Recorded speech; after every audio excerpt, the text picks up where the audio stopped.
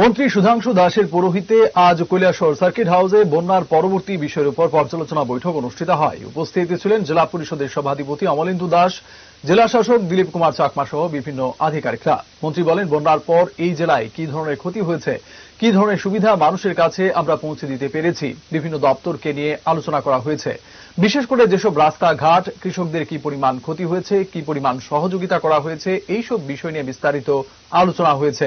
যেসব জায়গায় সমস্যা রয়েছে সেই সমস্যাগুলি যাতে দ্রুত শেষ করা যায় তা নিয়ে আলোচনা হয়েছে।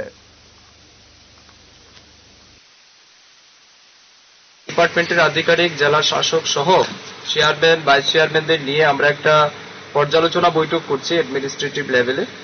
এই মিটিং এর মূল উদ্দেশ্য হচ্ছে বন্যার পরবর্তী সময় আমাদের জেলায় কি পরিমাণের ক্ষয়ক্ষতি হয়েছে এবং কতটা আমরা এখন পর্যন্ত মানুষের কাছে সুবিধা পৌঁছে দিতে পেরেছি, এই বিস্তারিত বিষয়ের উপর আলোচনা করা।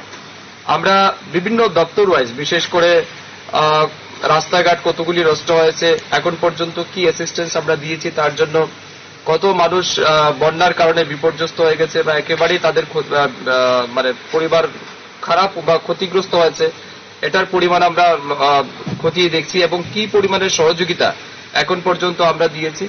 মাননীয় মুখ্যমন্ত্রী অধ্যাপক ডক্টর মানিক সাহাজির নেতৃত্বে